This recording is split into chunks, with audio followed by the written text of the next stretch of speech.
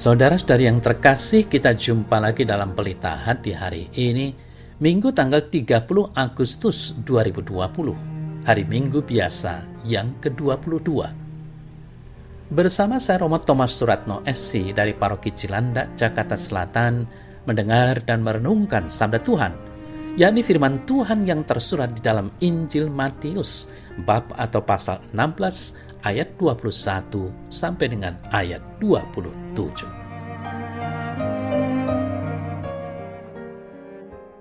Sekali peristiwa, Yesus menyatakan kepada murid-muridnya bahwa ia harus pergi ke Yerusalem dan menanggung banyak penderitaan dari pihak tua-tua, imam-imam kepala, dan ahli-ahli Taurat, lalu dibunuh dan dibangkitkan pada hari ketiga. Tetapi Petrus menarik Yesus ke samping dan menegur dia, katanya, "Tuhan, kiranya Allah menjauhkan hal itu. Hal itu sekali-kali takkan menimpa engkau." Maka Yesus berpaling dan berkata kepada Petrus, "Enyahlah iblis. Engkau suatu batu sandukan bagiku, sebab engkau bukan memikirkan apa yang dipikirkan Allah, melainkan apa yang dipikirkan manusia." Lalu Yesus berkata kepada murid-muridnya, "Setiap orang yang mau mengikut aku, ia harus menyangkal dirinya, memikul salibnya, dan mengikut aku. Karena barang siapa mau menyelamatkan nyawanya, ia akan kehilangan nyawanya. Tetapi barang siapa kehilangan nyawanya karena aku, ia akan memperolehnya.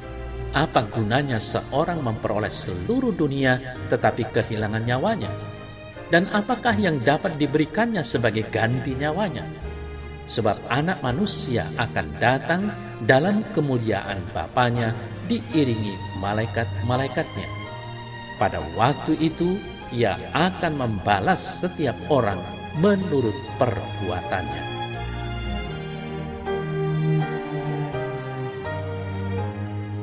Saudara-saudari yang terkasih, menjadi murid Kristus artinya mengikuti Dia.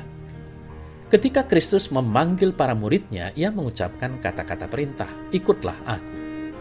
Murid Kristus yang sejati adalah seorang yang mengikut Dia di dalam menjalankan tugas dan akan terus mengikut Dia sampai mencapai kemuliaannya.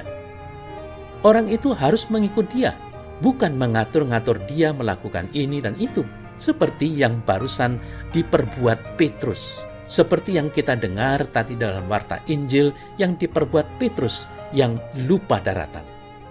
Seorang murid Kristus akan mengikuti Dia, seperti domba mengikuti gembalanya, seperti pelayan yang mengikuti tuannya, prajurit yang mengikuti komandannya. Ia adalah orang yang menuju kepada tujuan akhir yang sama dengan yang dituju Kristus, yaitu kemuliaan Allah dan kemuliaan surgawi. Ia seorang yang berjalan di jalan yang sama yang dilalui Kristus, dipimpin oleh Roh-Nya, mengikuti jejak langkahnya, tunduk pada perintah-perintahnya, dan mengikuti anak domba itu kemana saja ia pergi. Saudara saya terkasih, yang menjadi dasar yang disyaratkan Kristus bagi orang-orang yang ingin menjadi muridnya, yakni adanya pilihan yang disengaja, di mana ada sukacita dan ketetapan hati di dalam pilihan itu. Lalu apakah syarat-syaratnya? Yang pertama, saudara saya terkasih, sebagaimana kita dengar tadi, ia harus menyangkal dirinya. Yakni kita harus mengikuti Kristus karena kelahirannya, kehidupannya, dan kematiannya semua merupakan tindakan penyangkalan diri yang tiada henti-hentinya, sebuah tindakan pengosongan diri sendiri atau yang kita kenal sebagai kenosis. Penyangkalan diri memang merupakan pelajaran yang sulit dan keras dan bertentangan dengan watak daging dan darah kita. Namun tindakan ini tidak lebih dari apa yang telah dipelajari dan dikerjakan oleh guru kita di hadapan kita dan untuk kita. Keduanya untuk penebusan kita dan sebagai petunjuk bagi kita. Lagi pula, seorang hamba tidak lebih dari tuannya. Perhatikanlah, Semua murid dan pengikut Yesus Kristus harus menyangkal diri mereka sendiri. Inilah aturan dasar untuk bergabung di dalam sekolah Kristus. Kita harus menyangkal diri untuk suatu tujuan, harus menyangkal diri bagi Kristus, bagi kehendaknya dan kemuliaannya, dan melayani kepentingannya di dunia ini. Kita harus menyangkal diri demi saudara-saudara kita dan demi kebaikan mereka. Dan kita harus menyangkal diri demi kebaikan diri kita sendiri, menyangkal nafsu tubuh jasmani demi kebaikan jiwa kita. Itu yang pertama. Lalu yang kedua, syaratnya adalah ia harus memikul salibnya. Yang dimaksudkan dengan salib di sini adalah seluruh penderitaan kita, baik yang kita diderita sebagai manusia maupun sebagai orang Kristen, meliputi segala kemalangan karena ketentuan ilahi, penganiayaan oleh karena kebenaran, setiap masalah yang menimpa kita, baik karena berbuat baik ataupun karena tidak melakukan sesuatu yang jahat. Lalu yang ketiga, syaratnya adalah ia harus mengikut aku. Apa yang dimaksudkan?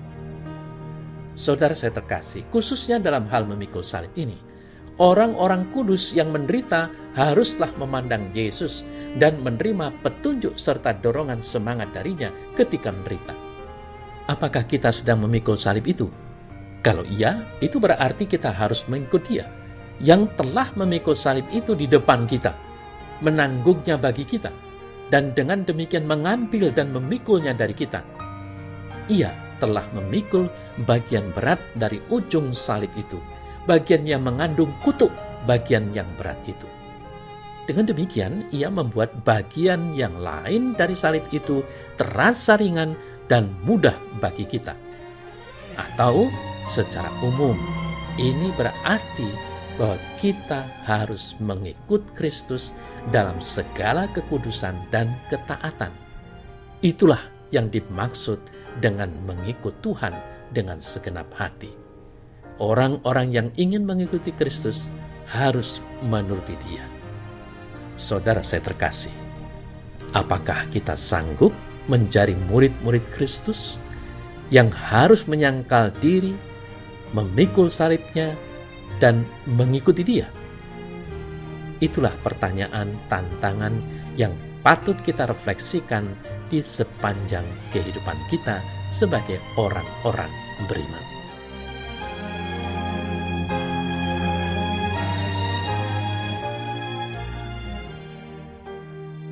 Ya Tuhan Yesus, bantulah aku selalu untuk dapat bertahan dan membawa serta mengangkat salib hidupku karena mengikuti Engkau. Amin.